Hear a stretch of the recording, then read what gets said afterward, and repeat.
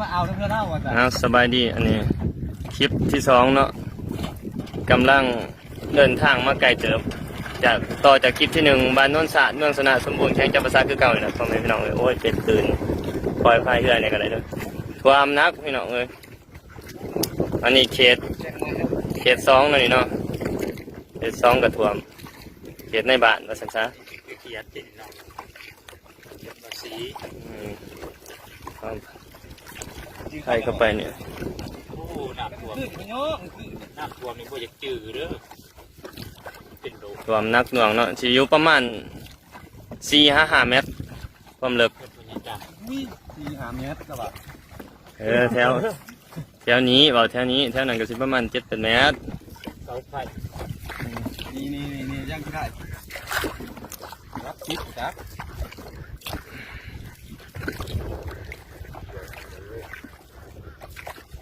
เสร็จแล้วเราเรียกว่าต้นเด้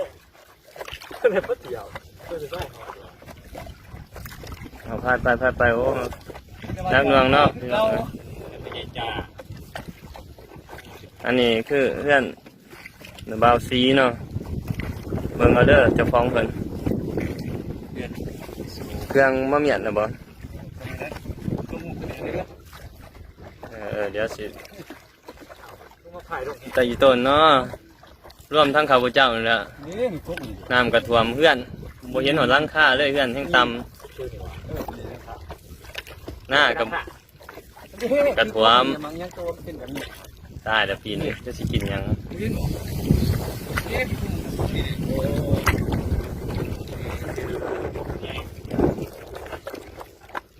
คือเรียกจะคล้องพี่น้องเลยนะตัวเด็ดออกมา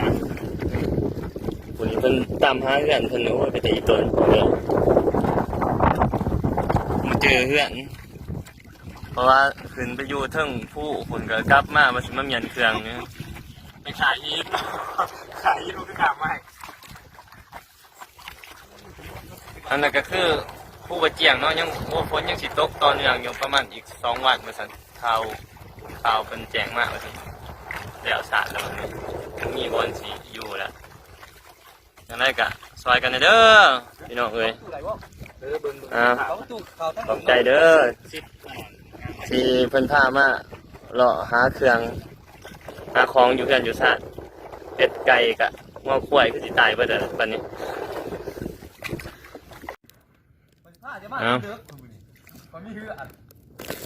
คลิปที่3เนาะบ้านโน้นศาสตร์เมืองสนาสมบูรณ์แข่งจับประสาคือเก่าแล้วอันนี้เขาได้ค้นเครื่องช่วยเหลือประชาชนเพราะว่าพายเรือไปเรือมาแล้วก็เห็นเพิ่นเดือดร้อนก็จอดขนซอยเพิ่นเดี๋ยวมาแน่ผู้ใจบุญโอ้ยขนเครื่องซอยเขาจะบริรักดิซอยชาวบ้านเนาะโอ้ดีโอ้โสด100%สด50%โอ้ยเนาะเด้อพี่น้องเบิ่งเอาสภาพอันนี้คนเครื่องคนของซอยจักสิไปหอดใช้เนี่ยอะไรเนี่ยย่านเนื้อลมดิโอ้ย3 ที่หอดแผ่นดินนะเอาเท่านี้ก่อนเด้อย่านโทรศัพท์ตกน้ำกับปนัดน้ำเลิกอีดิกันน้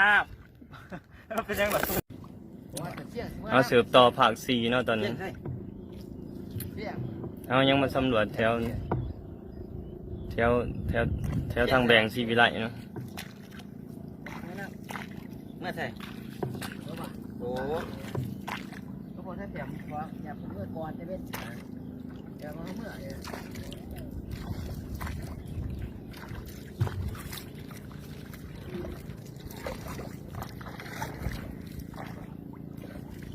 ก็ได้เห็นก่อนก็ได้ข่าว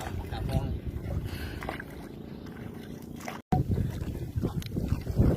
สบายดีเนาะพ่อแม่พี่น้องทุกคนอันนี้คือไผ่พิวัตรน้ำท่วมเนาะน้ำท่วมบ้านโน้นศาสตร์เมืองสนาสมบูรณ์แข่งจำปาสักตอนนี้ฮะลงสำรวจเนาะลงสำรวจโอ้โหผลกระทบโอ้ยใช่ไหมฮะมึงเอ้ยผลกระทบไฟน้ำท่วมเนาะโอ้ยหุ่นแห้งไรพ่อแม่พี่น้องเลยไม่เคยเห็นในปี2019นี่ อันนี้ก็หายแห้งหลายปีนี่เมืองที่เดินสันบันซอง คือไปรู้ไหมเนาะ ตรงหน้าป่าเขาเบิดเกี่ยงเอาไอ้น้องเข้ากับมาน้ำกันนี่ทีมงานเพิ่นมาพามาสำรวจเนาะในบ้านนนท์สารที่กันนี่แหละ บ้านเชื่อมเด้อ สนใจก็ ติดต่ออะไร นำตัวมันได้ก็ติดต่อไปได้เอ้าเพิ่นบ่มีหยังสิกินแล้วเพิ่นว่าค่าเรือดินเบิ่งเด้อแขร้อยอยู่อันนี้คือพื้นที่ให้ที่หน้าของชาวบ้านเนาะแต่ว่าท่วมเบิดบ่เหลือเกี่ยงเลยเนี่ยบ่ฮู้ว่าสิเฮ็ดจังได๋เด้อพ่อแม่พี่น้องเอ้ยไปต่อไป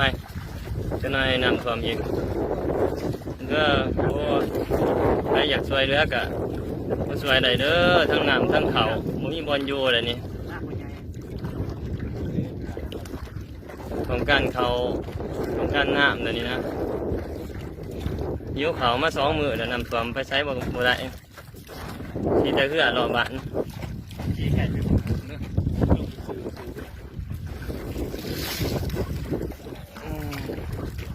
สิเมื่อยแห้งเนาะโอ้ยใครเหือบ้านเท่ากับกวางแน่ ขนาดนั้นเราก็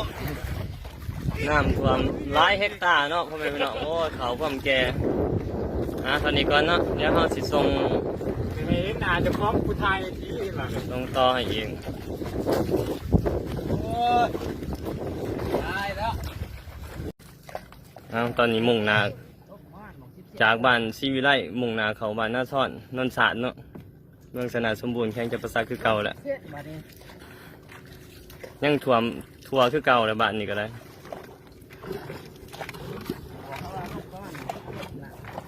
แต่ว่าเดี๋ยวนี้น้ำกำลังลงประมาณ50 เซนน่ะนี่เพื่อนอาจารย์ลำเพอ อาจารย์เพิ่นอยู่เพื่อนอยู่บ่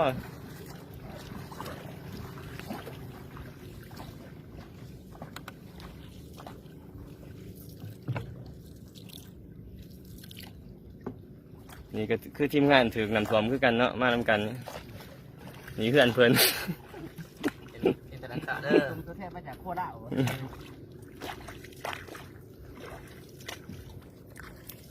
รอบเที่ยวจะไปไหนอุ่นนี่เรือเสีย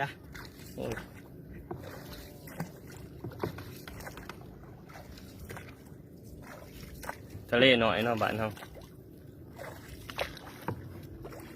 ผู้ว่าแจ้งแล้วฝนเศร้าตก โค